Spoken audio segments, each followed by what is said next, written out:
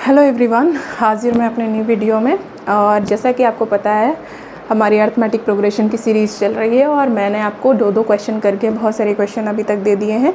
कौन से एक्सरसाइज का 5.2, क्योंकि मैंने 5.1 तक पिछले वीडियोस में करा दिया था, तो 5.2 के वर्ड प्रॉब्लम चल रहे हैं। वर्ड प्रॉब्लम मैंने 2 क्वेश्चन और लिखा है, क्वेश्चन नंबर 13 एंड 14। मैंने पहले ही बताया है कि किसी भी क्वेश्चन के वर्ड प्रॉब्लम, जब भी आपको किसी भी चैप्टर का वर्ड प्रॉब्लम करना होता है तो you have to understand the word what the question is saying with the help of words. Word से क्वेश्चन क्या आपको कह रहा है, first of all we have to try to understand. Okay, तो हम यहाँ पे देखेंगे कि क्वेश्चन क्या आपको बोल रहा है, क्या चैलेंज दे रहा है। तो क्वेश्चन पढ़ते हैं, how many 3 digit number are divisible by 7। सबसे पहले हमें डिविजिबिलिटी पता होनी चाहिए। अगर क्वेश्चन में आपको डिविजिबल का मतलब नहीं पता, how can you understand, how can you tackle this question. So हमें क्या करना है, सबसे पहले जानना है डिविजिबल बाय 7 का क्या मतलब है। डिविजिबल बाय 7 का मतलब हर वो नंबर जो 7 से डिविजिबल हो। बट हर वो नंबर तो ठीक है, 7 भी डिविजिबल है, 14 भी डिविजिबल है, 7 भी डिविजिबल है, 14 मतलब 7 के मल्टीपल में आप चलते जाओ इनफाइनाइट तक, सब 7 से डिविजिबल। लेकिन एक क्राइटेरिया और बोला है, क्वेश्चन ने बोला है 3 डिजिट नंबर। तो 3 डिजिट नंबर हमारा कहाँ से स्टार्ट होता है, 99 2 डिजिट, 100 3 डिजिट।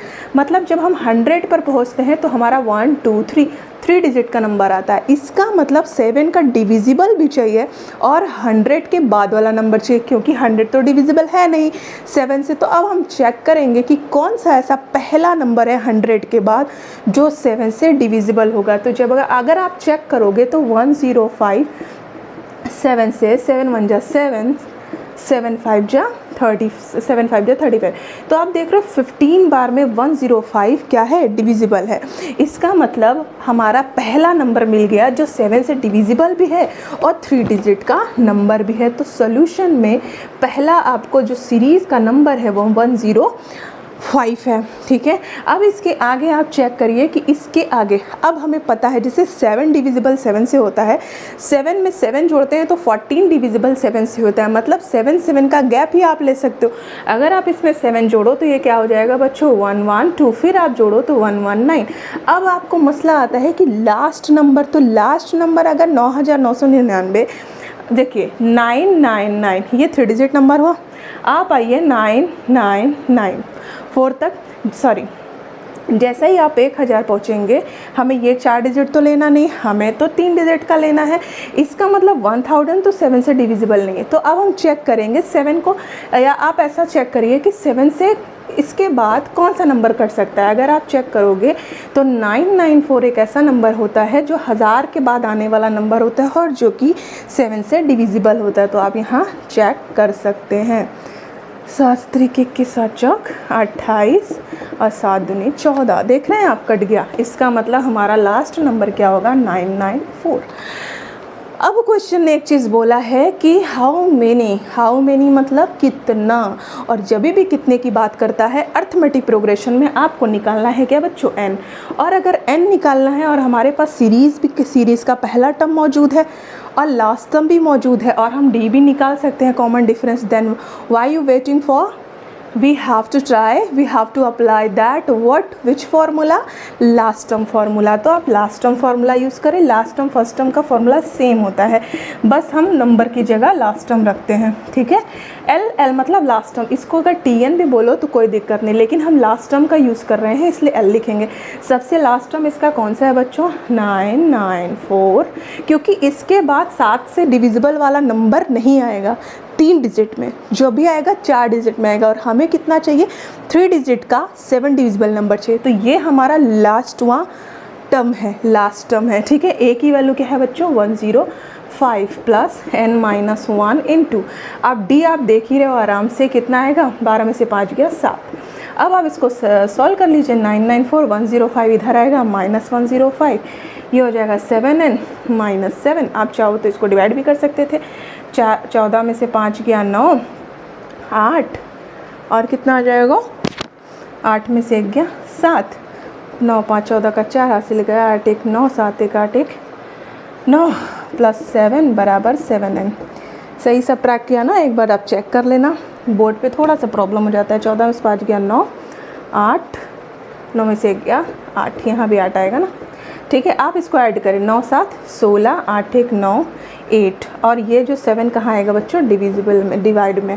अब इसको आप सब डिवाइड करिए, 7 1 जा 7, 7 2 जा 14, जब 14 आएगा तो 9 में से 4 7 8 है 56, कितना आएगा बच्चों 128।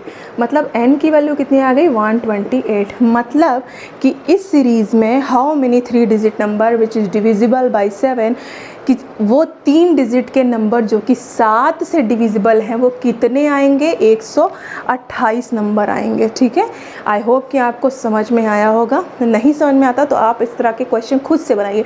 डिविजिबल बाय 7 मैंने करा दिया, आप डिविजिबल बाय 3 बना लीजिए, डिविजिबल बाय 5 बना लीजिए। देखिए, question making is most important thing. If you understand the concept what ever someone is teaching in front of you, you just have to try, after understanding you just have to try making the question on the basis of that question।